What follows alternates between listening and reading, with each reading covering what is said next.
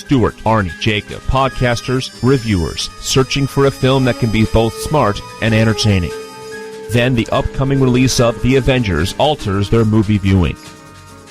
And now the podcast hosts watch each and every film based on Marvel Comics' The Incredible Hulk.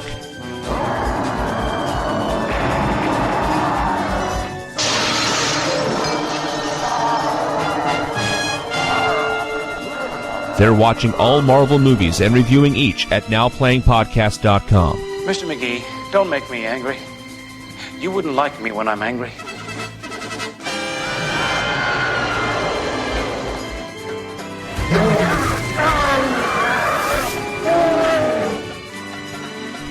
The Incredible Hulk series contains detailed spoilers for the Hulk TV movies and Ang Lee film, as well as mild language and subjects. Listener discretion is advised for the conversation that dwells within.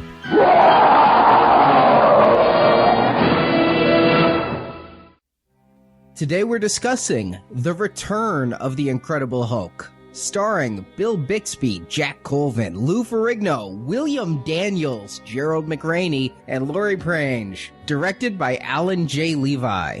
I'm Arnie, co-host of Now Playing. And I'm not alone? Stuart, Jacob, what the hell are you guys doing here? Plotting your death. Stuart in L.A. Yeah, and this is Jacob. I don't know if this movie's real or did it come out of this bottle? This movie is real, and that was a shock to me. I mean, I knew that if I was going to review every episode of The Incredible Hulk at the Venganza Media Gazette, I'd be watching this, but when doing my research for this and finding out that not only was this a TV movie, but indeed it was a feature film in some foreign countries, I had no idea I'd have to drag you two into this. I want locations, I want showtimes, what was charged for admission, and how many people showed up. I don't believe it. This is a 2-part TV episode. I'm just going to go ahead and say this now. It's a little extra. It's a Friday. Hey, we'll do a little something extra for you. I'm here as a charity, but you can't tell me this is a movie in any shape, form, or fashion. I can. Again, when I started this off, I said we are here discussing The Return of the Incredible Hulk. Now, if you go to Netflix, this is listed as Death in the Family Part 1, Death in the Family Part 2. Those were the names. It was rechristened. You know, it was Cassius Clay and then became Muhammad Ali in syndication. So it was The Return of the Incredible Hulk, a 2-hour TV movie, and not to be confused with The Incredible Hulk Returns, which we're doing Tuesday. Right? Correct. It's a little confusing in that regard. And its other name, Death in the Family, not to be confused with The Death of the Incredible Hulk, which is about 3.5 weeks away.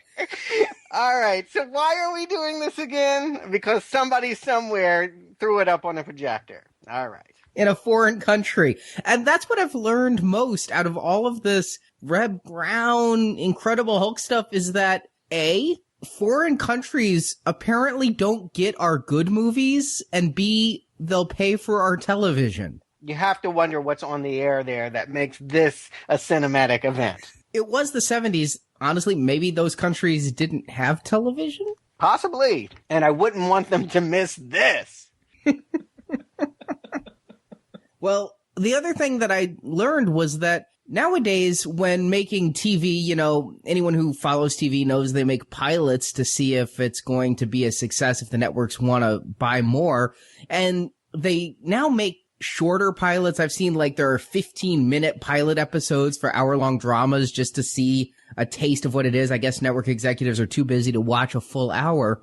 But the reason there were 2 Captain America movies, the reason we're back talking about an Incredible Hulk movie from 1977 is way back then, CBS didn't order just 1 full-length 2-hour pilot, but 2 in these cases, 1 to be the origin story, and then 1 to be a 2-hour episode to give the executives a feel for how the series would go. Because we mentioned last time, I asked you, Stuart, based on this TV movie pilot, could you see what this would be week after week? You said no. The executives apparently felt the same way, so they commissioned 2 movies, and after both were successful, then they bought the series. I agree with everything that they're thinking until they spent the money.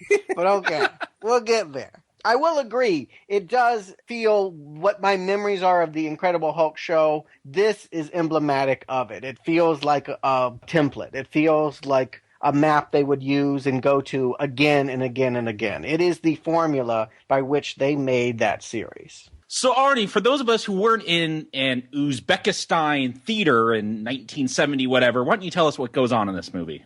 Well, we start off with David Banner, as we left him at the end of the last movie, on the run, trying to come to terms with the Incredible Hulk, but he read in a newspaper that there was a hospital in Everett, California that has a new special x-ray machine that he believes can cure him of his Hulkism. But on the way there, he runs across a young cripple named Julie Griffith. Julie lost use of her legs after a boating accident which killed her father, the founder of the multi-million-dollar Pan American Corporation. But in seeing her treatment, David believes that there's something fishy going on, and so he agrees to stay on as a picker in the orchard to keep an eye on Julie. And it turns out that Julie's evil stepmother has partnered with her doctor to slowly poison her, for when she's dead, the stepmother shall inherit the Pan Am fortune.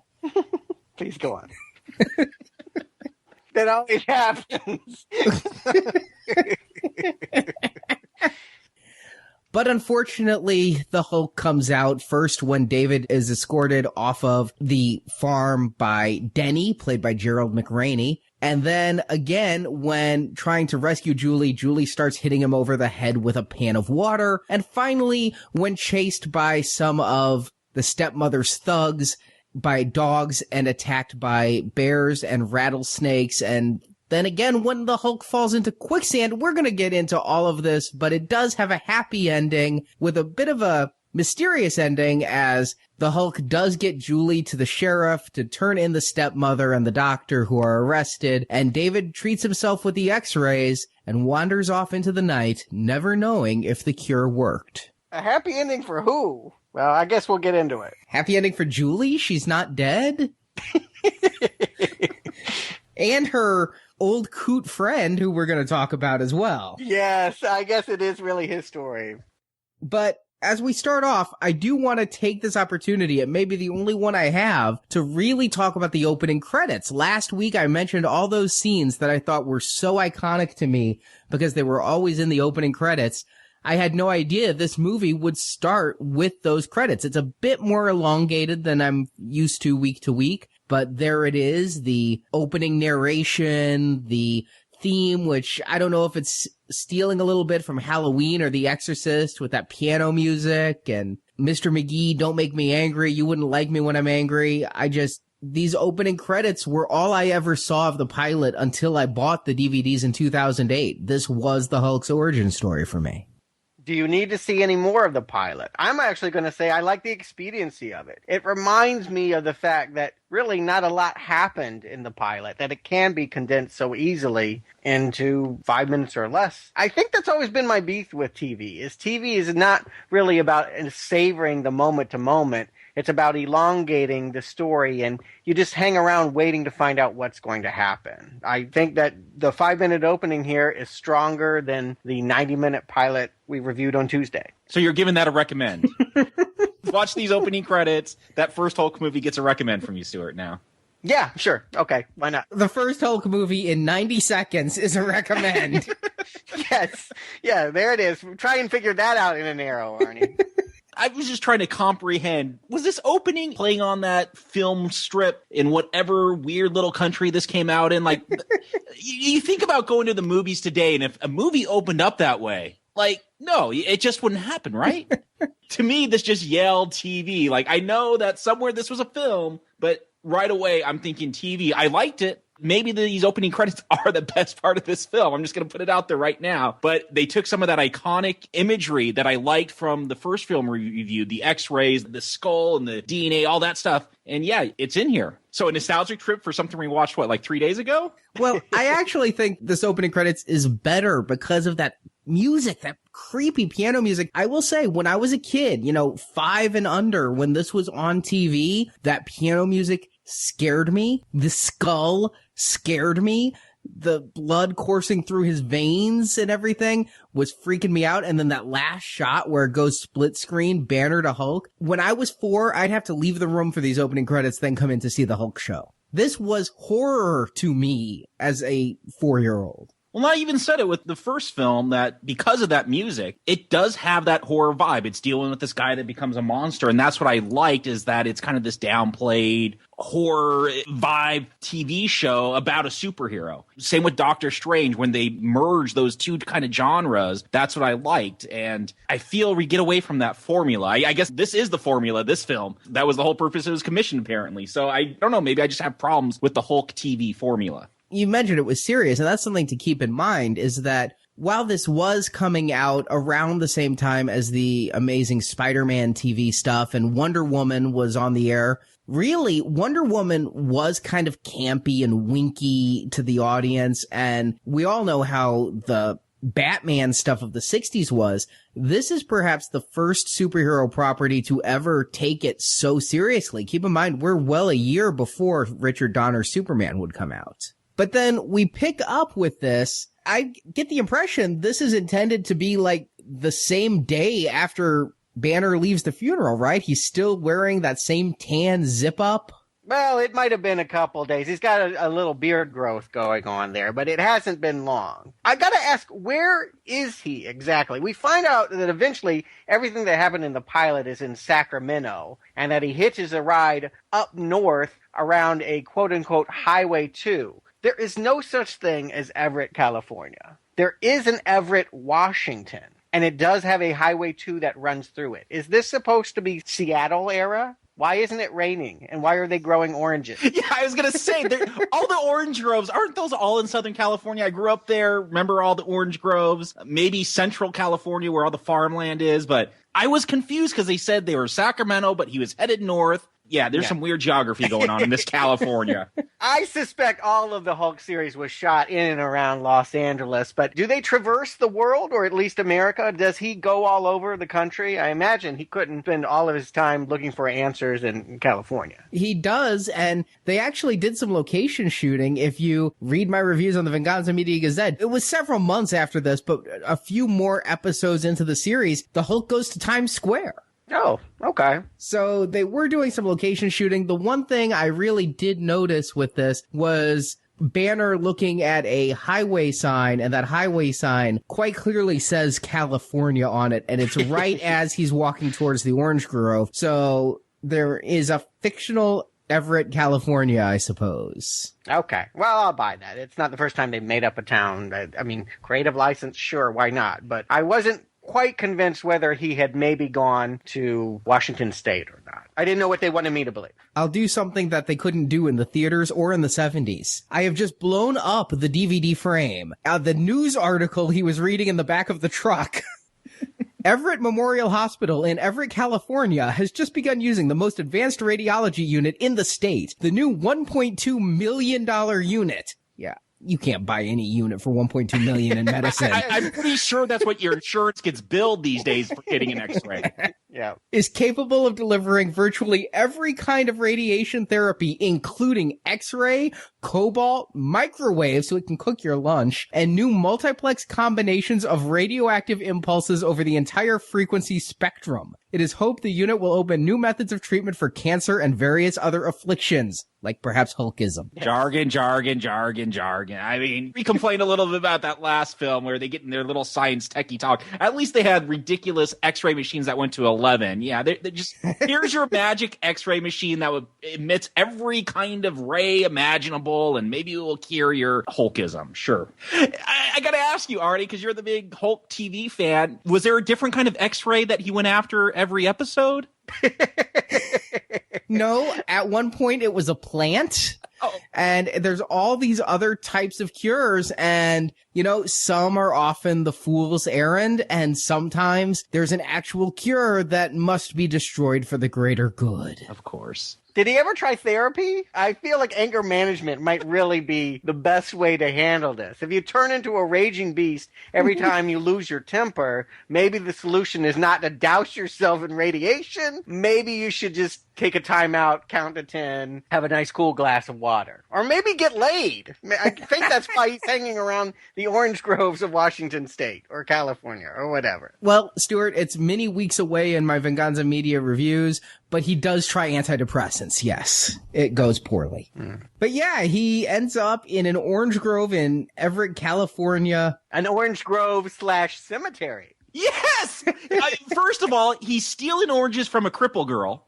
Like, here's our hero. And then there's a tombstone in the middle, and we find out that this is an heiress, but they pay all these hands, all their day laborers to collect oranges, but it's not an orange empire, is it? Well, it's Pan Am, isn't it? The airline? That's what I thought. Yeah, Pan American business at that point could only mean what was still a functioning airline. Or do they export oranges? Do they export dope? I'm not sure what's going on. Maybe it's oranges grown to serve on the flights? I'm stretching. But yes, there is visiting her father's grave and walking really poorly on crutches. And maybe we'll have the debate which is worse, her crutch walking or her acting in this show. But we get Julie. This is a brilliant comedic camp performance. I gotta say, from the moment she stumbles on the screen, I am cackling. If the attempt here was to engender our sympathies, they laid it on so heavy that it can only be seen as a parody, right? I mean, this is a joke. Is it? I think this is 70s sincere. It's hard to know the difference, isn't it? I don't know. I find her incredibly amusing. All of her line deliveries. It was really poor.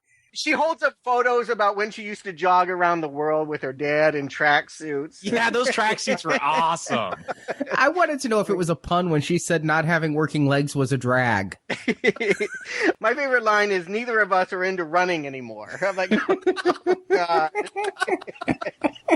Wow, the talent for understatement. Yes, Daddy is dad, but wouldn't you know it, he has the same name as David. And David means beloved, and suddenly we find out, magically, she has a daddy complex, and she's in love, right? From the get-go here. She has fallen in love with our on-the-road David Banner. I have a question about that, because I feel Denny, played by Gerald McRaney, made your dad, among many other things. He was Simon, or Simon, one of them. He was one of the Simons. And Mr. Delta Burke, here in the first of 4 roles he would have over the course of the Hulk series, I thought he was Julie's boyfriend. I think he at least sees it that way.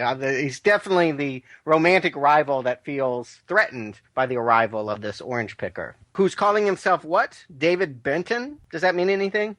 Every episode, he has a different last name that starts with a B because he's on the run. And so here, he actually uses 2 different names. He has Benton at the orange farm and then Benchley when he goes to the hospital and checks out the x-rays. But he's always David B. But he's too busy to stick around, and then she, of course, faints. So he runs her up to the house where, despite probably smelling pretty bad after a long ride in a pickup truck and not showering for many days, they bring him right in and let him stand around and watch her medical treatment. Which, I mean, they are telegraphing what is going on here. And maybe that's the point. I want to step back and say that TV writing and TV making is different than film, and that you have to convey information in very broad strokes, particularly in this era where people didn't have DVRs and didn't watch every episode. You have to make it obvious what you're doing all the time. And it's very obvious before the first commercial break what our A storyline is. That the plot of this episode is going to be this crippled girl is being taken advantage of because she's been given a drug that is preventing her from walking, and she's being lied to. We know that she's being lied to. Her incredible naivete about, oh, I must need another shot. I keep falling down. I mean, if it's not clear, they got that nurse that looks like she's cooking up a horse being like, what are you, Dr. Salt? I had to look up Dr. Salk, I'm not going to lie. I'm like, who the hell is Dr. Salk? Polio, man. Yeah. Well, she did everything but put a lighter under a spoon. I mean, it was evident that this girl was under the umbrella of a nefarious group of people that keep her drugged and in submission of their will. It's just right there in plain day. and I would add in an amusing, campy way. I don't disagree. That said, I didn't know who was at fault. I knew there was someone. I was blaming Gerald McRaney. Here's my first problem with this movie is that with the first pilot film, whatever you want to call it, there was this mystery that they built up. You know, it was the mystery of explaining the adrenaline gland, but I was drawn into that mystery. Why couldn't David Banner pick up the car when all these other people, that drew me in, like that got my attention. Here, there's no mystery. It's the evil stepmom, right? It's every Disney movie we've seen about a princess. Yeah. And that blows it for me that everything was so telegraphed in this.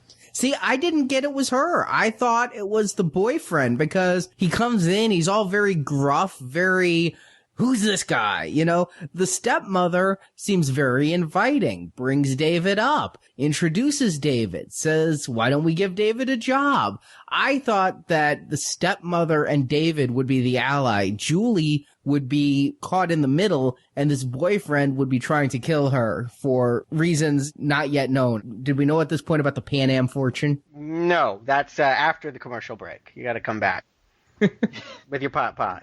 They do things like call out the myostatin. It's supposed to be clear, and this is a burgundy type color. I mean, they call it out so early. Yes. You'd have to be 5 years old not to catch on to what's happening in this movie right now. But I agree with Arnie that the twist is that you think that it is the mean boyfriend, foreman, whatever you want to call him, Gerald McRaney. We're supposed to think that the stepmom is innocent. I don't know why, but that is a surprise they're holding off till we get back into Act 2. It's just obvious. And you know how obvious it is? I knew from the second she lit a cigarette. I'm like, there's just something nefarious every time a stepmother lights a cigarette. I just knew. It telegraphs she's evil. She's no good. Even though they wanted to mislead me and misdirect me into thinking she was, I knew that David was walking into a trap and trying to confide in her and tell her that there's something going on with this drug that Julie's been given. Let's look at this realistically. I realize it's a TV movie, but when talking to David, she says that she got married to Julie's dad 1 year before. So in 1 year, she gets married, kills her husband on a boat explosion, starts poisoning her daughter. I don't think she's a very good criminal. This seems a little obvious to me. I mean, at least Anna Nicole Smith married somebody old and waited a few years. She did that beautiful rendition of Wind Beneath My Wings at his funeral. But yeah, if we're going to go there and talk about credibility, why wouldn't she inherit the fortune? There's no reason that it would go to a daughter, and presumably one that didn't know anything more about her father than jogging. It just doesn't make sense that she wouldn't have the empire. More to the point, what more do they want? They all look like they're doing well. I mean, it's not like they're being denied money. They live on this enormous estate with hundreds of people that bring them their every whim with pools, and it's ridiculous. We're only supposed to understand she's evil because she's a stepmother and an interloper, and thus makes her suspect. But we don't know anything about this business. We don't know what she gains by killing the daughter that she doesn't already have. It's a foolish, foolish setup that is only logical to children, which, again, is who they're playing to. And I gotta say, Julie, maybe she deserves to die here. I mean, she knows her father was murdered. She doesn't say there was a boat accident. She says, no, my father was killed. That the boat blew up. Someone tried to murder him, but I'm not suspicious about anyone around me. Like, right. There's no mystery here. If, my dad died in a mysterious boat accident, okay, now you can build up some mystery, but they blow it all here. They reveal their hand. We can see 3 out of the 4 twos here. I'm not going to even give them a king or a queens, anything. They got a poor hand here to play, but they're showing it early. And I don't like how when she's telling the boat accident, there's so many needless flashbacks with her. I don't know why we needed to see the jogging in Morocco.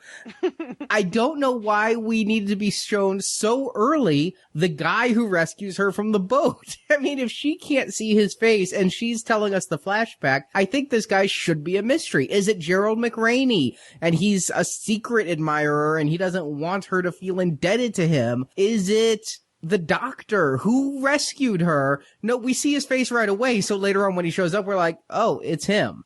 Well, I think that you are misunderstanding where we were at with TV at the time. You know, I think TV watchers today are much more sophisticated than they were back then. And people are giving these stories more attention now on TV than they did back then. Everyone's gathered around the table. Your little sister just took your drumstick. There's fighting. The phone just rang. This is made so that everyone can follow it at every age. They're not fully paying attention to this. This is not a movie, a theme I will reiterate again and again. This is not something you would sit down in a movie theater to watch and pay attention to. It's TV. There are some second or third world people that probably did, though. And because those people suffered, now I must. Now, we are finally introduced to the doctor, who won't even bother to come out when the patient is passing out and everything. But I got a big smile. It's William Daniels, who, most people probably think St. Elsewhere. I think voice of KITT and principal from Boy Meets World. Oh, I'm going to go one other one. He's Dustin Hoffman's dad in The Graduate. That's right. I didn't ever expect William Daniels to play a bad guy. I immediately thought he was innocent just because of the cachet I associate with this guy, and especially playing a doctor. I watched St. Elsewhere. Come on, close-ups of needles? That telegraphs badness. No one gets a shot that makes them well in a close-up with a pinkish liquid with them going, this will make you feel better. He did everything but twirl his mustache. That's because he shaved it for this role. You can still see the stubble. Arnie, I think you're giving this plot more credence than it deserves. It's transparent what's going on here. And that's the way they want it. They want everyone in the room to get it. Well, it doesn't take very long. I honestly thought this whole thing would be a mystery, a whodunit, right? But it turns out as soon as David confronts the stepmother says to the doctor, he's on to us. Let's get rid of him. Which, as the runner of the property, she could just fire him and say, we don't need you, and send him on his way. That wouldn't be that hard to do. Why did she even give him a job? Did they really need that 101-day laborer picker? I never saw him get an orange. I think they hired him to keep an eye on him because they could tell he was somewhat suspicious, and maybe they figured he was just a dumb ignorant. And then when he started really snooping around, then they're like, he's too dangerous to keep around.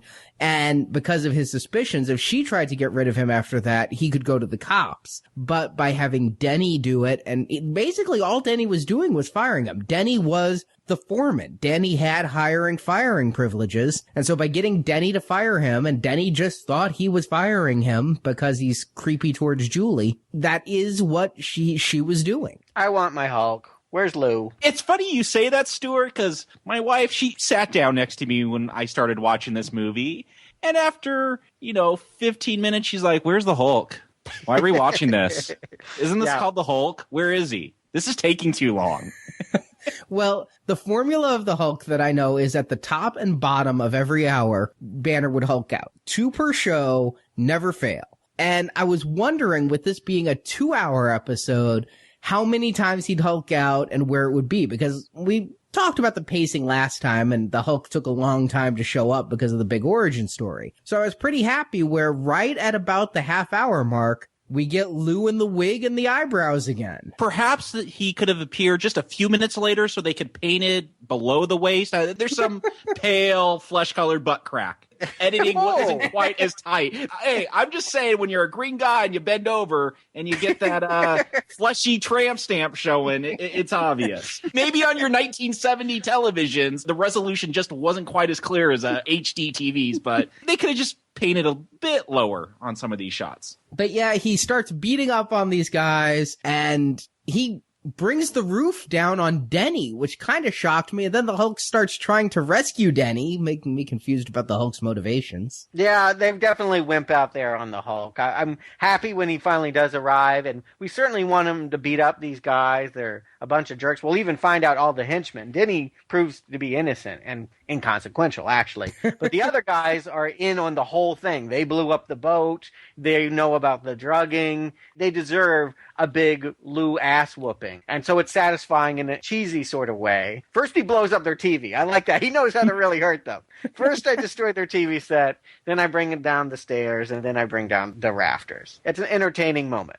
Let me ask, did the henchmen at this point know what's going on? I'm curious how much they knew and when. I believe that they are anointed bad guys, and thus they are in on it. And how much of the complicated plot they know is inconsequential. They are to be stopped. It's good action. I mean, it's Hulk action. It's what I expect from the Hulk, and it is certainly par. There's nothing here that makes me go, this is the Hulk fight you have to see, but it's the Hulk bursting through doors, bringing down walls, throwing people. I think it's amusing by throwing him off. They don't walk him out of the property. They don't drive him away. They literally just push him out the door, thus giving them the opportunity for him to come back as the Hulk. No one ever makes that conclusion. That's, I guess, the funny thing. I guess it's the Clark Kent wearing the glasses kind of phenomenon. No one ever realizes, hey, this other guy was just here and now there's a big green screaming monster. It was not a bad action scene. It kept me entertained. There were some moments like when he first breaks through that door, like you kind of hear that growl and they look at, like, I like that kind of build up there, but it's not the CGI rock'em sock'em punching fighting that we're going to see in the later, the real theatrical Hulk films. Arnie, do they match this in later episodes? I imagine he has to bust something up every show, or I would be irate. Yeah, he is constantly causing massive property damage. My big memory, and again, I'll be reviewing all these episodes, is he runs through walls a lot. It's like the Kool-Aid Man. Can't use a door. Another commercial break. And then we're on to what I refer to as our B storyline. Every TV show has an A storyline that is the plot of that episode, and then a subplot, a sub-character who we care about less, but has their own story to tell. Whoa. This is a hobo. This is the Hulk hanging out with the hobo. I'm caring a lot more right now. You know what I was going back to with this scene? So the Hulk's wandering through the woods at night and comes across a drunk cooking a chicken on a spigot. I wasn't even sure that was a chicken at first. I thought it was a big rat or something. Yes. I'm glad they finally called it out that it was a chicken. And I'm going back to, again, the whole, like, Frankenstein thing. Yes! Frankenstein goes to the blind man. You get the standard comedy. I imagine anytime you write a drunk that sees a magical phenomenon, have they ever not had the scene where the guy, like, did you come out of the bottle? He didn't throw away the bottle. They say that for later. That's actually his character arc, is how he comes to not be a drunk anymore. But Arnie, are you laughing? Hulk eats a chicken leg, bone and all. I mean, these things are... I'm amused. He almost eats the bottle. I am laughing, and I'll tell you why I'm laughing. When Lou Ferrigno eats that bone, it is the most cartoonish fake swallow with the whole, like, head wag, like an oh no you didn't head wag. I thought it was kind of amusing, this bodybuilder's attempt at mime. Okay. To me, this is playing only to children. I feel like all of this is, at this point, 12 and under. You keep saying that, but this show was a big success for all ages. It was in the 7 o'clock, 8 o'clock hour, depending on your time zone, but it was an action show, and it had the same audience who would sit there the whole night and watch Hulk, then Dukes, then Dallas for 4 years. Wow. I'm going to say, as much as I love hobos, this is where this quote-unquote movie really just slows down for me. It goes on too long. I had problems with the pacing of the first one, but there's enough there to keep me drawn in. This movie starts with David Banner stealing oranges from a cripple lady. Now he's with the hobo. Like, these are things that theoretically they sound entertaining, but it's just goes on forever, and I just wanted to get to the next plot point. What's funny for me is on the DVD, you guys had to watch this on Netflix, and it's 2 episodes there, right? You know where the division is and everything, right? Yes. On the DVD set I have, this is presented as one contiguous movie, and it doesn't even fade to black. There's only like one place I could even pick a commercial break. And so what this creates are some jump cuts where I'm like, did I miss something? Because the Hulk was just beating up people, and then we're immediately cutting to a hobo. And so I'm really confused. This happens later on, too, where the Hulk's running away, and the next thing, Jack McGee's getting out of his car. And it really led to some head-scratching moments for me. I imagine the people in Hungary had the same experience in theaters. Yes, so you're agreeing. This is not a movie. It makes only sense if there's been a Twinkie ad and a hamburger helper in between. Ancient Chinese secret, eh? But you said that it's a stretch that they push David out a door and a giant Hulk creature comes back. And the Hulk's not wearing the same clothes. They just both wear jeans. Everyone wears jeans. But the hobo, it has it even worse. The Hulk, a naked man wearing only jeans, walks away. Seconds later, a naked man wearing only jeans comes back and is confused and doesn't know where he is. Yeah, I'm like, this guy must have drank a lot of liquor not to put this together. It's ridiculous. I don't know who I judge more harshly, the bum for not figuring it out, or Banner for taking his replacement clothes. Really? I would rather I'll go au natural. I'll commando it. Thank you. No, I do not want your whiskey-stained... And we get a little bit of a character moment here because Banner realizes he's hulked out, and his first question is, did he hurt anyone? So, again, coming right out of that opening pilot, he doesn't still know if the Hulk could be a danger. Yes, that is something they did in the last movie. We already know the answer of it because we had to pay attention to the last movie. But if you missed it, it's filling people in. It's catch-up. It's the kind of thing they wouldn't do if this show were on the air today because everyone processes information a lot more rapidly, and they don't miss episodes because of TiVo. You also get a character moment with Michael. That's who the hobo's name is.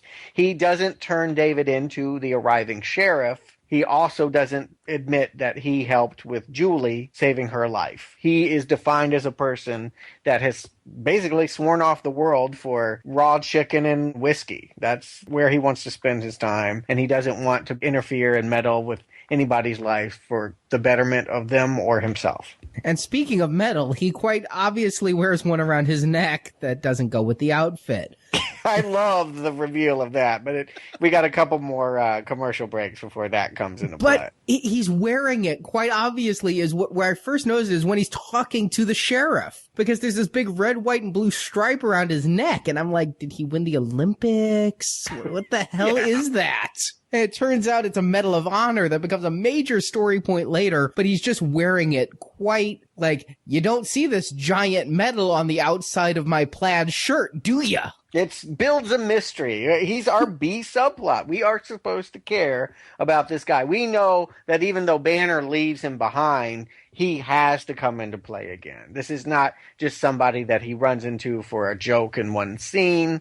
This is our B subplot. Our C subplot starts the very next scene as Jack McGee drives up in a very fashionable car to a hospital before HIPAA laws. He just walks into the information desk, asks for Denny, and the information desk gives him the room. Well, they told him to check in with the nurse first. Hey, they had to give him something in here because if this scene didn't exist, I don't know that I would recall that McGee was even in this movie. I thought this was our major foil. They really set him up as the antagonist for Banner's life for the rest of the series after the pilot. I really thought that his snooping and investigation would be a constant problem for Banner. But really here, he's just in the background. The thing with McGee is he is the one constant in this whole series besides Banner himself. And McGee is, first of all, the reason why Banner cannot stay in a town. Usually McGee showed up in the second half of the episodes, like this one. Oh. He comes where the Hulk is. He doesn't know where Banner has gone until Banner hulks out the first time. And then McGee comes because there have been Hulk sightings and he's researching. It would be too coincidental. This show goes for realism. I see. It would be too coincidental if McGee was always in the town where Banner was before the Hulk showed up. I get that. He is here to kick Banner out of wherever he is at the end of the episode. He is not here to cause problems for him during the A storyline. And it does vary from episode to episode. And really, McGee becomes very fleshed out as a character over the course of 4 seasons. But yeah, in this episode, he's given short shrift, just there so that Banner can't stay when everything else is resolved. But this is the scene where like everything comes together because McGee is in the hospital going to see Denny because Denny was implicated in a Hulk attack. But in that room with Denny is David. And it's also the hospital where Dr. Bonifant, the evil William Daniels doctor, practices. And it has the x-ray machine. Yes, exactly. All of our storylines are converging here in the hospital. I also want to salute it as the hospital that would dare to put up peacock feather wallpaper. What the hell? What do they have against white? Really? It was the 70s, Stuart. Come on. Now I have to make that argument. It's got to be ugly because it's the 70s. I don't know. Even in the 70s, hospitals were sterile, white. You'd want to know if you dropped something on the floor, you'd want to be able to see it. But this is a clash of 70s colors. It's crazy. Clearly a set. This clearly could not be a real hospital. Then we get a very exposition-heavy scene that sort of indicts even further how deep the stepmom is in with the doctor. What do you imagine they're going to say with an x-ray that killed her? What is going on with her leg that would actually kill her? All they say is it's a neurological condition that the x-ray proves. Okay. Maybe a tumor? Gangrene? I mean, wouldn't you just amputate? I couldn't figure out what it is that they hope. I mean, and you're not supposed to ask. It is, again, not made for inquiry. This is children's logic. Oh, he has a x-ray that will allow him to get off the hook for poisoning our poor Julie. And speaking of exposition heavy, if I'm ever working with a doctor to kill someone, I really don't want the doctor to be like, look at these x-rays, layperson. No one can tell which one's the fake.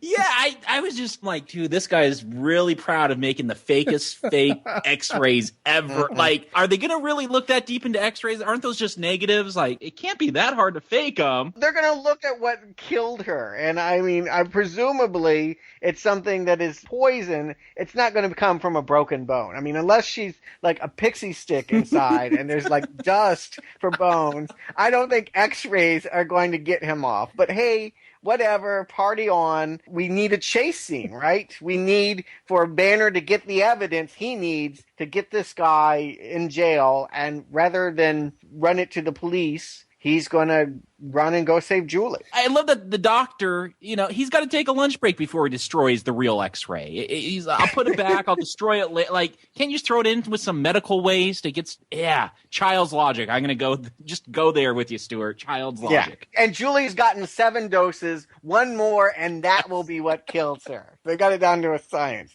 She's just 1 prick away from falling over for good. So David steals Dr. Bonifant's car, so Dr. Bonifant can't follow. Although they do. Yeah, well. In the stepmom's vehicle. Yes. Yes, where she yells, hurry, go faster, and I'm cheering right along with her. Yes, hurry, go faster. I want this movie done. If only she was talking to the editor. And we're only halfway through.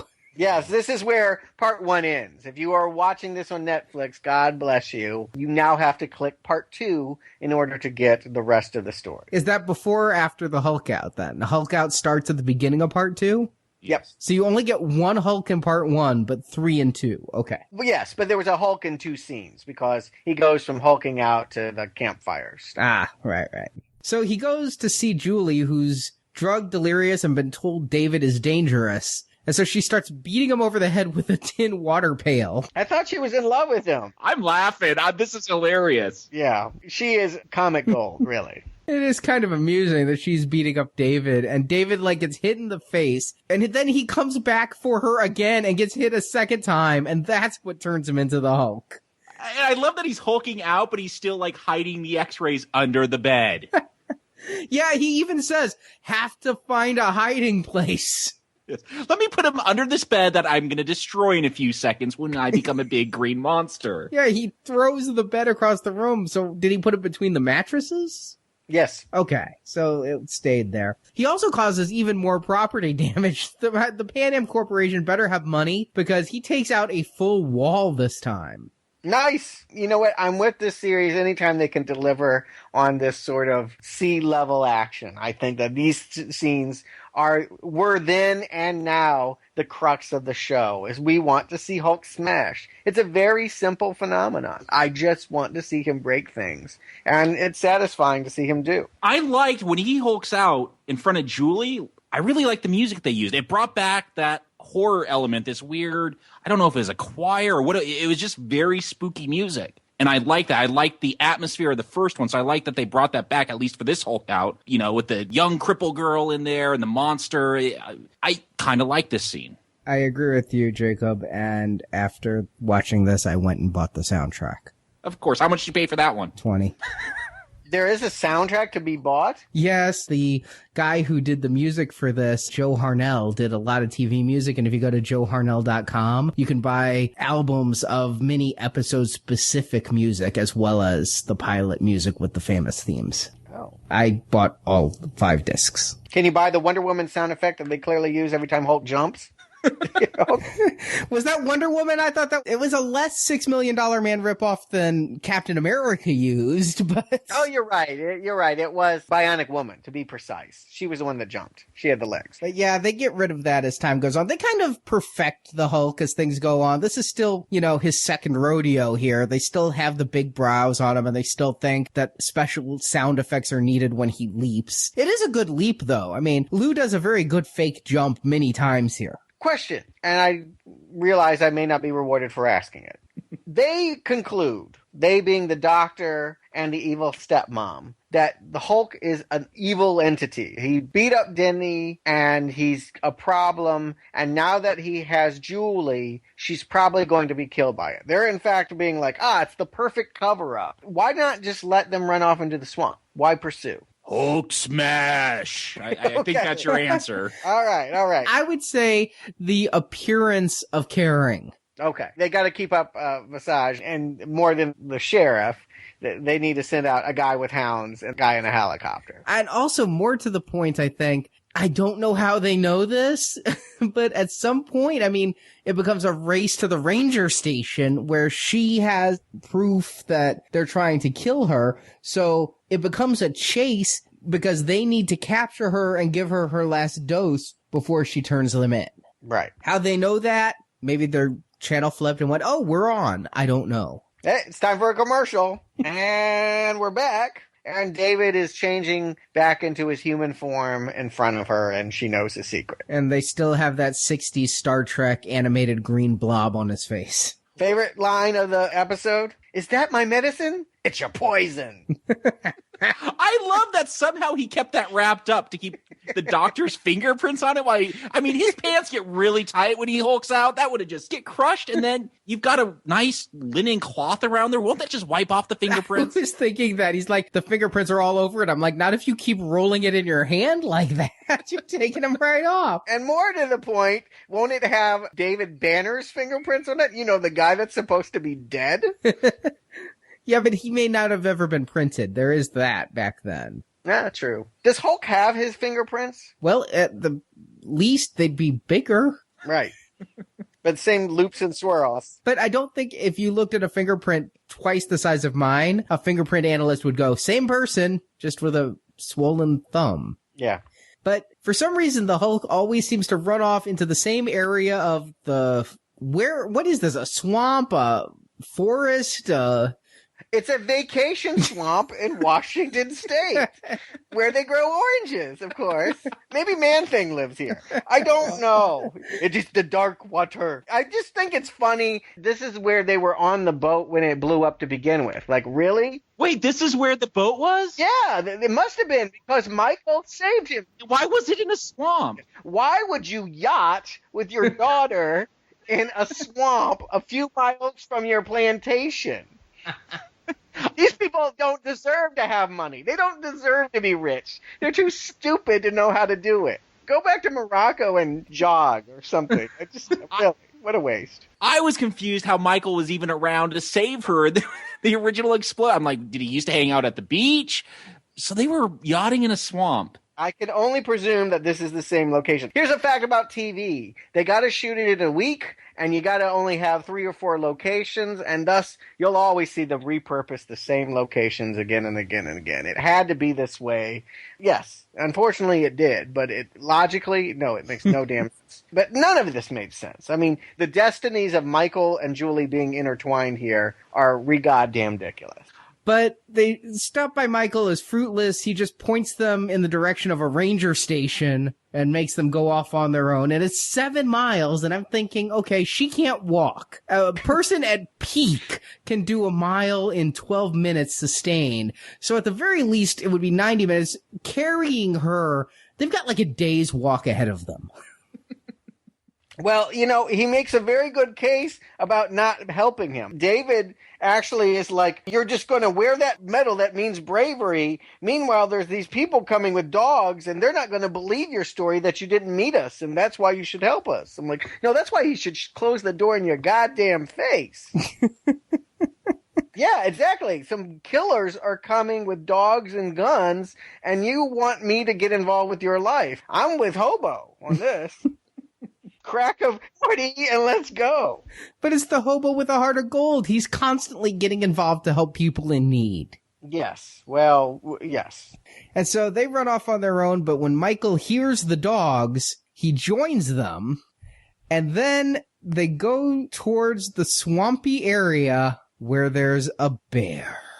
All right, we all know what's coming. Hulk versus a bear, and I'm all for that. You got to see him fight dinosaurs or bears, some kind of predator. So I'm excited. And I was blown away that they're using like a real circus-trained bear or something here. He was cute. He was bathing. He was pawing himself. He looked like the friendliest bear ever. If there's a reason to recommend this, and I'm not sure it can be justified, I wait to hear that. It is for this scene. It is hands down the single most entertaining thing I have seen so far in either the pilot or this. The setup of it. They get into the water. They're wading waist deep, and she's like, I can feel something on my leg. And he's like, oh, that's probably a leech. And cut to stock footage of giant circus bear running at them. I'm like, didn't you learn anything from Friday the 13th Part 2, lady?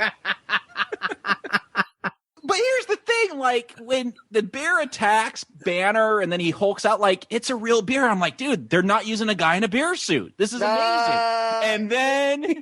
And then... But wait! And then the Hulk has to throw the bear. Yeah. Well, actually, during some of the fight, it does become a guy in a bear suit. I don't think Lou would get in with the bear. There is some bear guy who's quite obviously twice the size of Bixby, who's the pre-Hulk fighting the real bear.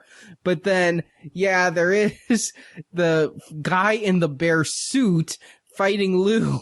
And then Lou picks up the bear, and it is quite obviously a teddy bear. And then he throws the thing, and it is the most obvious, like they had a catapult and a teddy bear, and they flung it. And it's smeared with green paint, by the way. I mean, there are several times that the green of Lou's Hulkism is getting on the bear as well. I mean, this is a hilarious scene. I almost hate to deconstruct it any further. You should discover it for yourself.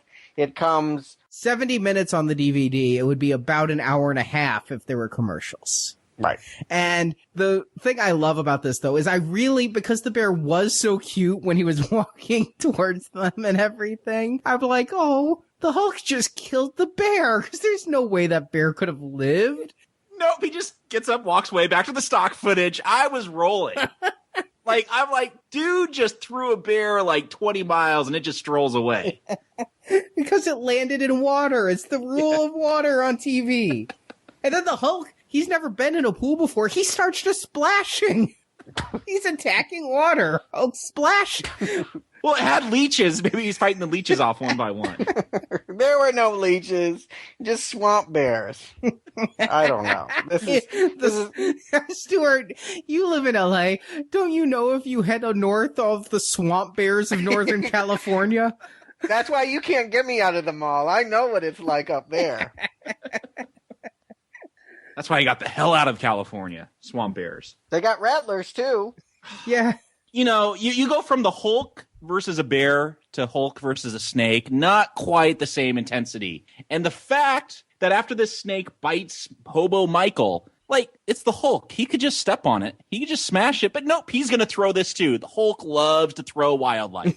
I'm surprised. Honestly, I thought there would be a scene where, like, the snake tries to bite the Hulk and the snake's tooth breaks or something. But no, I mean, is Hulk fast? I never really get fast out of Lou. I get strong, but he grabs the snake before the snake can bite. I gotta say, perhaps the most unsettling image I've seen, maybe in any now playing movie I've ever watched, including Hannibal Lecter or any kind of, like, the unsavoriness of watching that cripple woman suck out the poison of that hobo's feet has got to, like, make your stomach churn, right? Come on, he poured some whiskey on it. He sterilized it.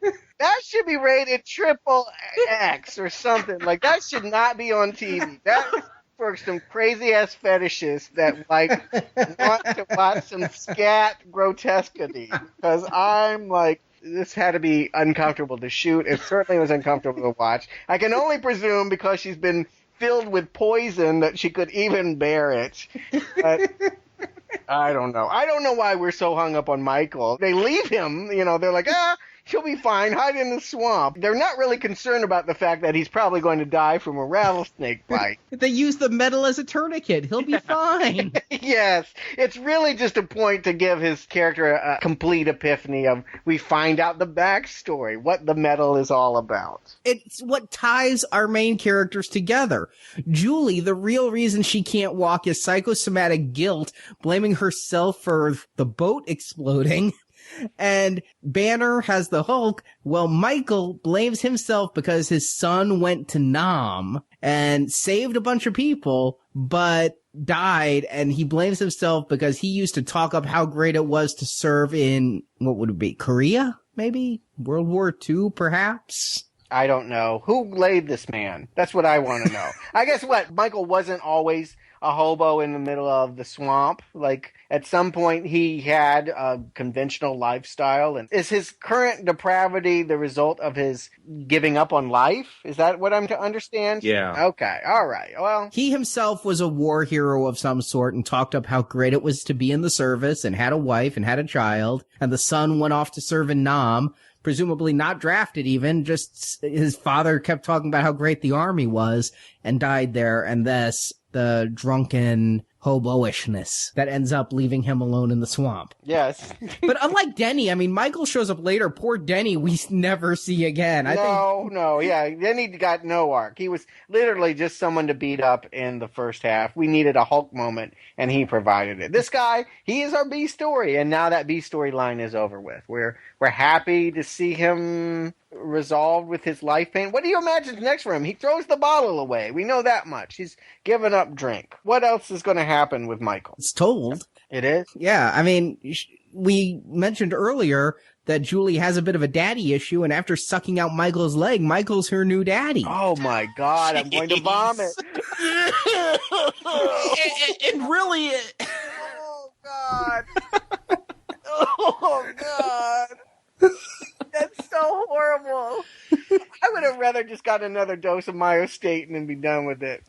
Yeah, with real storytelling, wouldn't Denny come back, be the father figure, gives Michael a job as a orange picker, and they live as a happy family? Like, it doesn't make sense, but I don't want to dwell on it anymore. We'll get there. We'll get there at the very end. But for now, David and Julie still have to try to get to the ranger station. Now, is Northern California also full of quicksand? Okay, we got the Hulk versus a bear. Awesome. Hulk versus a rattlesnake. Okay. Now we got Hulk versus quicksand. I liked it, and I'll tell you why. Yeah, tell me. It's a cerebral problem. Yes. Because the Hulk isn't smart, and Julie is there. The only convincing line she can say the whole time is, David, don't, you'll make it worse. Because the Hulk will just thrash and be sucked deeper, whereas David will have the brain power to sit still and not do anything. And the whole reason David's getting so pissed off is because Julie won't stand up. Well, yeah, and here's the thing. This is the character moment where, hey, Julie, it's all in your head. Why don't you stand up and save me? And she says, it's all in your head. Why don't you calm the hell down and not become the Hulk and make it worse? And isn't he supposed to calm down and not become the Hulk? And she stands up and saves him? That's what should happen. This is where I start to have real fundamental problems with the fact that David can't control his hulkingism, because all you got to do is just carry around a mallet and hit yourself on the head, and you can like go to town and solve all your problems. They don't even need to be on the run. He could have literally just hulked out and taken care of these guys way back at Michael's house. They would have never needed to see that bear. Would have robbed the best scene of the show. But I'm really having this problem with this. I can't control Hulk. It's actually obvious whenever Hulk will come, and it was obvious to me that Hulk would Hulk out in quicksand. What it wasn't obvious, what you pointed out, is that wouldn't be able to save him, that it actually made it worse, and that he is going to drown by becoming enraged. And that, yeah, I like the fact that at the very least, we now have to have Julie complete her character arc. She has to be able to stand. I do have to ask, maybe the reason why she can't stand is because she's full of poison, right? I mean, to be fair, it was all in her head. It's all very confusing to me. She was originally diagnosed that the problem was psychological, and then they found a doctor that said, no, it's neurological, but that doctor has been poisoning her. Presumably, the poison is doing something to her nerves to paralyze her. I don't think that it's all in her head at this moment, right? David said that when the medicine wears off, you'll be able to stand. That's a dropped line earlier. Again, they had to go 7 miles with him carrying her. Hours have passed. That's true. And I guess that's enough for her to have recovered to use her legs. Okay. Now, and as for the Hulk being able to just, hit himself in the head, Julie says that exact thing to him. It's just get mad, turn into the Hulk, and everything will be okay. It doesn't work like that. He can't bring the Hulk out when he wants. But there's no further explanation other than it comes out when the writers want. It comes out when he's in danger, and perhaps he would know he's not in danger when he's hitting himself. Okay, he sticks a gun to his head. Russian roulette. That's real danger. The way they explain it here, there should be some way. In the last movie, every time he went to sleep, he would wake up violently dreaming of his wife. I mean, shoot, all he's got to do is, think about memories of him and her bell bottoms, and that should bring it on. I mean, I just feel like they're playing willy-nilly here. And I know that they have to. They have to set up rules, however thin, and we're not to probe too deeply as long as it's delivering us what we want, which is a Hulk moment. But I do think it's interesting. I think it was the right choice to allow the Hulk moment not to save the day in this instance, that it is for Julie to stand and bring down the branch that allows him out of the quicksand. But Hulk can't do nothing. He has to take out a helicopter. Maybe. with the aid of off-screen sound effects and a couple loop-de-loops. Yes, one fake tree. I wasn't convinced by this one. It was even less convincing to me than that bear attack. I also felt bad because the guys chasing him with the dogs fall on the quicksand, and I'm like, no, not the dogs. I feel bad for all the animals in this show, but the guys get the dogs out and use the dogs to drag themselves to safety. And that's kind of the end. There's this kind of like Harry and the Henderson scene where Julie has to tell the Hulk to go run off into the woods and can't go with her, even though the Hulk wants to stay. And then she walks off screen, presumably to the ranger station, and that's it. The next thing we know, we're at the hospital again. Yeah, it's a real jump. I had even forgotten there was this C storyline, but it is sort of the driving force of the show. I mean, the whole point of everything is that he's looking for this cure. So they've got to at least arbitrarily pay lip service to that and say, oh, we got to test out this machine. And, oh, by the way, it doesn't work. Well, they don't say it doesn't work. When this is over, keep in mind the producers didn't know if this show would get picked up. And so it's left ambiguous. They said, does it work? He goes, I don't know if it worked, but I'm a danger until I know it did work. And I'm a fugitive and I don't want you to get in trouble for harboring me. So I must leave. So it is left where if this show hadn't been picked up, you could have just said he was cured. That's a huge leap. No one would think that he had been cured the way that this ends, but I hear what you're saying. And we get to see Michael. He's shaved. He now just has a mustache and is in his dress plaid. I forgot that he comes back in this. It literally had escaped my mind. My memories are of him hiding in a swamp from dogs, and I thought that's where he ended. But yeah, he's doing lookout while David does his radiation tests. What's funny is he still acts like a coot, even when not drunk. When, like, McGee shows up at the end and allows for all the exposition to say the doctor, the stepmother, and their 3 cronies are in jail and all of this. But that's not the story I'm interested in. I don't want a real murder. I need to know about the Hulk. And then Michael's like, hey, why don't you come with me? He's still talking like the drunk coot. I love that. But he is now Julie's partner in the Pan Am Corporation is what. Yeah. Poor Denny, I think, is the short shift here. Yeah, Gerald McRaney deserved better than this, and, well, he would get it. But yeah, I mean, what she says to David is, there'll always be a room for you right next to Michael's. We're all family, after all. So I guess Michael's not in Julie's room, but Julie's moved her into the house, and I guess in the old stepmother's room. And then David gets on a bus, and that sad, sad music plays. And, you know, this is how every episode of The Hulk ends, is with this music and David leaving. And I really have to ask, has there ever been a TV series in the history of television that always ends on such a depressing note? I can't think of one. I mean, it's a sort of happy ending. Julie's alive, and Michael is sober and living the high life in the mansion, but every week David helps others, but then must go off on his own, sad and alone again and again. No, and it was always what I rejected about the show. It was something, as a kid, I didn't like the way it made me feel. It was very frustrating. It made him seem like a dope. You know what I mean? Like just a sap that was never going to win. He was never going to cure the Hulk. He was never going to get to stay anywhere. He was never going to get the girl. It just was hard to watch in that respect because it was so repetitive. I mean, repetitive and TV go hand in hand, and we know what formula dictates. But does he ever get any victory on this in the show? Does he ever get a reprieve? Does it always end with him completely without what he wants? Well, I mean, it's episodic television, and this will go on for 4 years. This show was very successful for 4 full seasons. Yeah, in order to keep the series going, he would have moments of happiness. In a later episode, he gets married again. Oh, okay. Well, that's what I'm looking for. And then she dies. Why can't she become She-Hulk? Well, I won't get into that. We will in a few weeks. Okay. Yeah, so we'll wait for the She-Hulk. But no, this series, it was very grounded, kind of like this episode. And as the years went on, they'd introduce more and more sci-fi elements. We'd find out that there was the first Hulk 30,000 years ago in prehistoric times in an American Indian tribe. There was a Hulk. Wow. And they found a way to cure that Hulk way back then with shaman medicine. Of course. Oh, see, you know what? Without getting too excited about that, that's the kind of thing that I'm really missing here. I feel like the bread and butter of this show would be these domestic ills. It's like, yeah, land barons and people cheating and people that skip out on their taxes. To me, it's not satisfying to watch superheroes fight these kinds of people.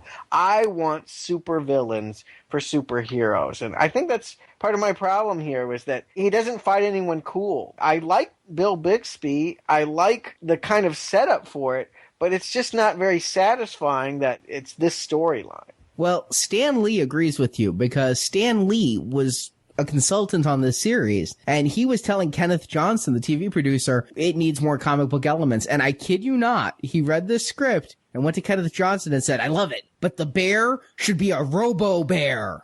Oh! Yes! Brilliant. Yes.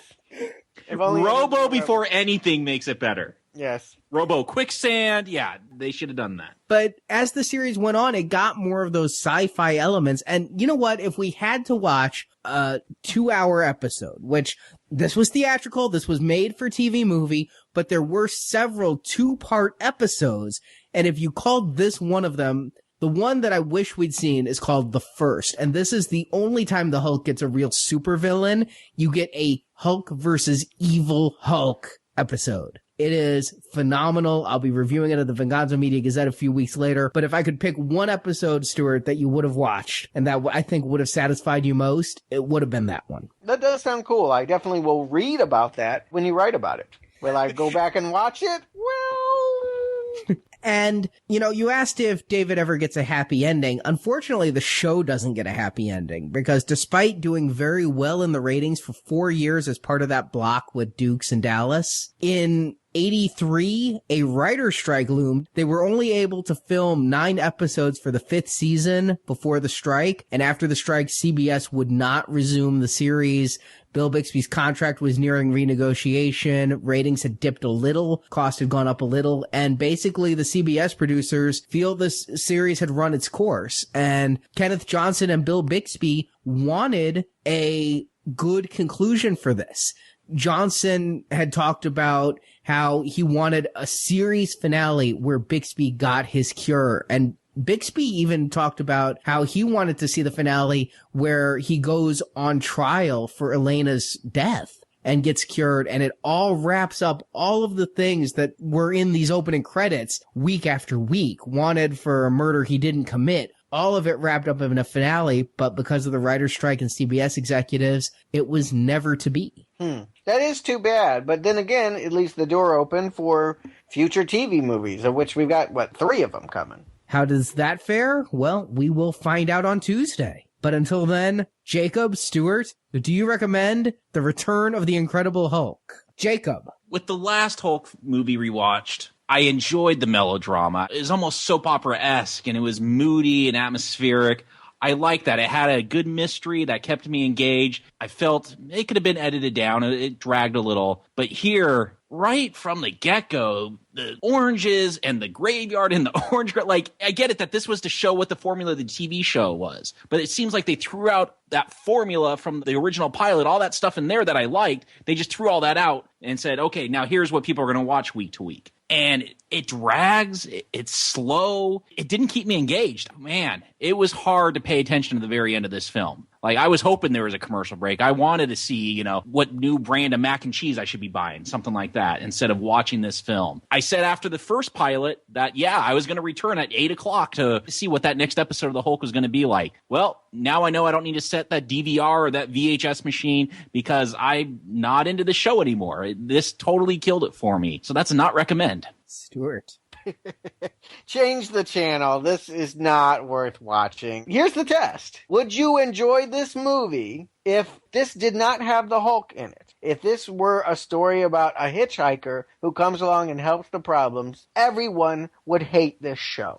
This would be a horrible, horrible series and would be swiftly canceled. The saving grace, the one thing that we all love and hold on to dearly, is that he's going to put on that green wig and Lou Ferrigno out and break up a bunch of plywood furniture. And those things are fun. I give you that. The bear attack and breaking up the house, they are campy fun. But the story being told here, the problems that he's even confronting, the A story, the B story, the C story, it is all phony baloney and should not be watched by anyone. It's the kind of thing that I think people think they like this. But if you actually went back and saw this, you would be in my boat. This is a strong not recommend.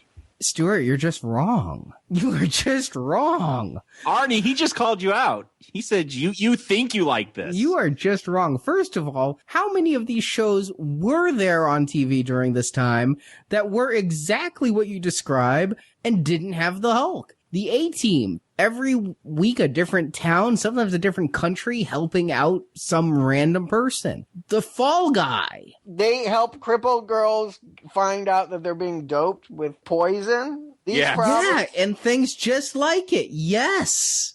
That's why I don't watch TV from the 80s and 70s. Knight Rider. All right, he had a car instead of the Hulk, but... All things you're naming, by the way, never have seen. Never seen Knight Rider, never seen A-Team, never seen Fall Guy. Okay, but these were all successful shows, none quickly canceled. But then you're also wrong because I remember liking this, and I watched this one, and all right, there are problems. Oh no, this is going to be rich. Brought to you by the man that despised The Aviator as the worst thing he'd ever had to watch. This is good. All right, let's hear it. I agree with you completely that this perhaps is the episode of Now Playing least worthy of an episode of Now Playing, and we've done a lot, okay? At least we can meet at that table. Yeah. Out of all the movies we've ever done, this one, I just hate the fact that Wiki's like, it was in theaters and thus hit the criteria. We couldn't not do it. I didn't want to do it. But I have to judge this as a TV episode, okay? I'm judging this as an episode of The Hulk. That's all I can judge it as. Fair enough. And as an episode of The Hulk, it has one fatal flaw. It's too damn long. It should have been a 1 hour episode of The Hulk, and it would have been a perfectly average episode, which would get a recommend from me. As it is, it's too drawn out. The whole Michael plot needed to probably be cut for expediency or at least shortened. There needed to be just less going on. This did not sustain a 2 hour if there had been commercials. For me, it was a 1 hour, 35 minute length. It did not sustain that 1 minute 35 length completely. But that said, it also had some things going for it, like the bear attack.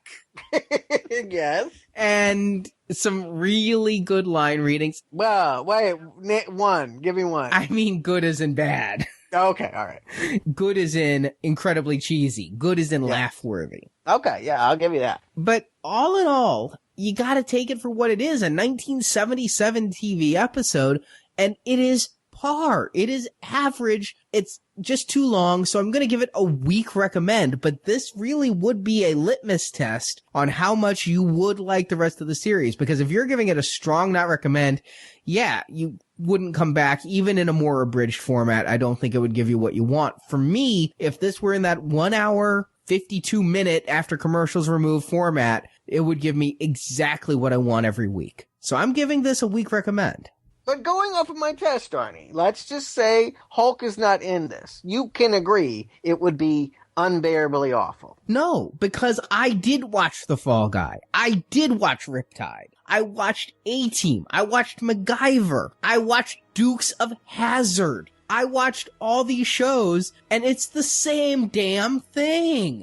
It's the Hulk that puts it over the top as my favorite of all of the shows I've just named. But I would be bearable. I would still turn it on. The difference between Hulk and no Hulk is every time a new cable network comes on, it seems like all these 70s and 80s shows get revived. Simon and Simon. And always, I will watch a few episodes to relive the nostalgia. And that's where it ends. So if this hadn't had the Hulk, if it had been some guy in town, I'd probably watch 2 or 3 episodes for nostalgia and be like, okay, I've had my fill. I've revisited it. Because it has the Hulk, I've bought all the box sets and I'm going to revisit all 84 episodes. So basically you're making a really good case against Generation X and their undying love for retro. I mean, that's what you're really saying, is that you're brainwashed. You have to like it because it reminds you of all the things that you used to watch. Even though you might be making the case that all the things you used to watch were really terrible. But hey... At least you have it all in a box now. Now just dig a hole and put it in the ground and put the dirt over it. Death in the Family, death of nostalgia. That's what this is. It kills any love I think I have for this show. Stuart, there have been several movies in the course of Now Playing that you give recommends to that aren't good, but because you liked them then and you still hold that affection. And that's where this Hulk series is for me, which doesn't mean I can't judge it. I guarantee you, on the Venganza Media Gazette, there will be some reviews I write that go, this is god-awful, stay away. But this episode is not one of them. I would really look forward then to seeing how you make that determination, because I'm wondering what a bad episode looks like to you if this is par. I guess I'll follow you on the Gazette. I look forward to that project, and I'm really grateful I'm not having to watch them. All right, well, Stuart, Jacob, thank you for joining me to discuss this movie. TGIF. And we will be back Tuesday for The Incredible Hulk Returns. Did we just watch that? I am not watching that again. No. Hell no, I still hate it. No matter how many times that cripple girl falls down. This one, it has a different long-haired blonde. Stuart, it has Thor. Oh, all right. Oh, I'm scared now. 70s Thor or 80s? I guess 80s Thor by the time this came out? Yes, 80s Thor. Not Adventures in Babysitting Thor, though. Damn. It's not Vincent D'Onofrio. Well, cool. That's what I've been saying. He needs a super companion. If he's going to have a superhero thing, maybe that can be the fix. We will be back Tuesday. We'll talk to you then, puny humans. Fine battle we had, eh, Banner? Me and your troll? I told you we'd win the day, Banner. Odin willed it. When the troll's upon you, you're a mighty fighter. You're not bad yourself. I know. Thank you for listening to this episode of the now playing Incredible Hulk retrospective series. You know what scares me the most? Is it when it happens, when it comes over me, and I totally lose control. I like it. Part of our Marvel Comics movie retrospective series. Whether you know or care, I've got a lot of pride in what you've done, but this is too big for you. Come back to NowPlayingPodcast.com each week as we review another movie based on the Marvel superheroes through the release of The Avengers this May. I've done my homework. The work you're doing here is dynamite.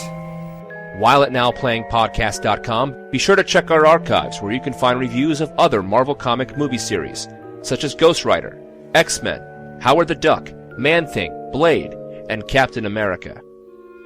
You think I should? Yeah, you're great with that stuff. If we don't get impressive results today, we're gonna have a really hard sell come Tuesday. Well then, let's go be impressive. You can also listen to our non-comic based movie reviews such as Predator, Rocky, Rambo, Star Trek, Terminator, The X-Files, and many more. How little you understand, Miss Ross, and how dangerous your ignorance has become. You will also find individual movie reviews such as Cowboys and Aliens, Inception, and Avatar. It was like a dream. About what? Rage. Power. And freedom. While at NowPlayingPodcast.com, be sure to join our forums where you can discuss this show with other listeners. We're gonna have to watch that temper of yours. You know, my mother always used to tell me getting angry doesn't help. You can also follow Now Playing on Facebook and Twitter, where the hosts post new episode announcements and written movie reviews. You can trust me to do what I think is right, not what you think you want. The links to our social media pages can be found at NowPlayingPodcast.com. Let's go. I'll go. You just watch me go.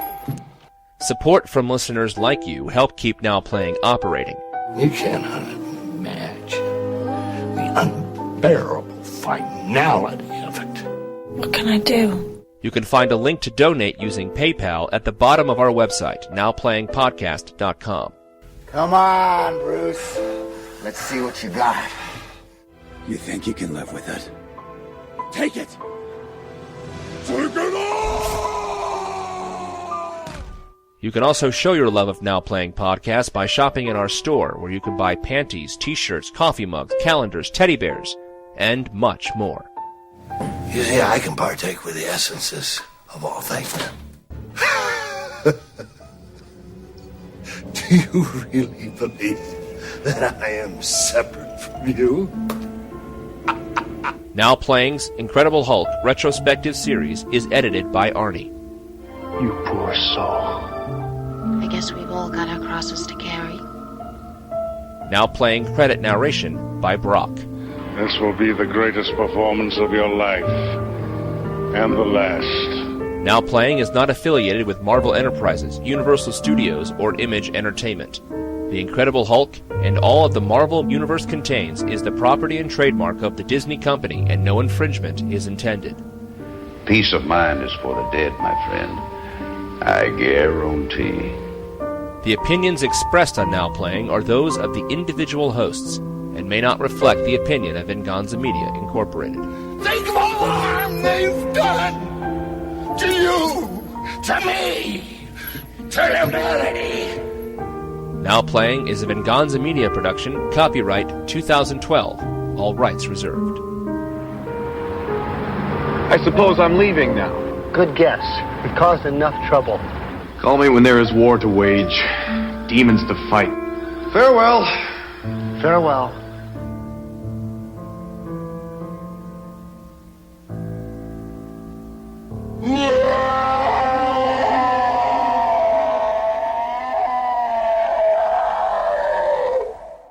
And Lori Parang?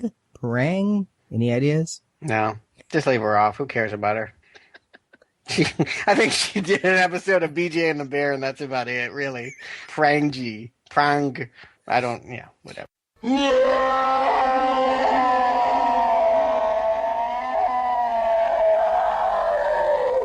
No. Because it's hotter than hell in here. Is it gonna bother you? probably won't. No more than that does. If he passes out, the show is over. That's all I gotta say. What's that thump? It doesn't matter. Not recommend. Strong, not recommend.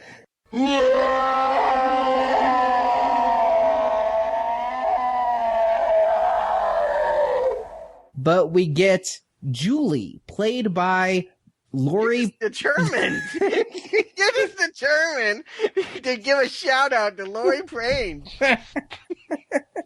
Or whatever she is. Why would you go there? She never did anything worth saluting. In fact, if I saw her in the street, I would throw a rock at her. This is a horrible performance. She does another episode of the Hulk later on as a different character. Oh, that's too bad. I was hoping she'd come back to deliver such lines as, "That's my favorite name." This is a brilliant comedic camp performance. I gotta say, from the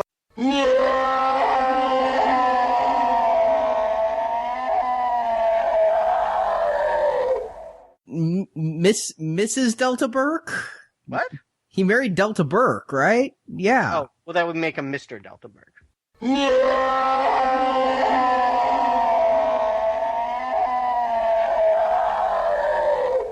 Now, is that real Frankenstein lore? Because I'm more familiar with Young Frankenstein and Mel Brooks, and I know that's a comedic scene with Frankenstein and the blind guy. I didn't want to call it out as being a Frankenstein thing because I'm not sure if it is, but that's what I had flashbacks to. I don't have any recollection of that from the novel, but it has been several decades since I read it. All right, I was going off Young Frankenstein too and just thought it was Frankenstein. Oh, Arnie.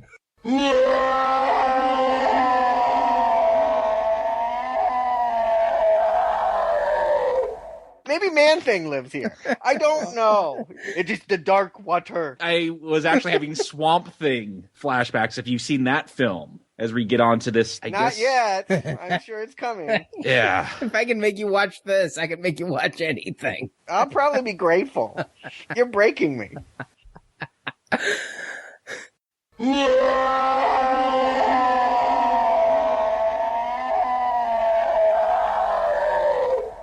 But until then, Jakob, Stuart, do you recommend The Incredible Hulk Returns? The Return of the Incredible Hulk. But it's Death in the Family.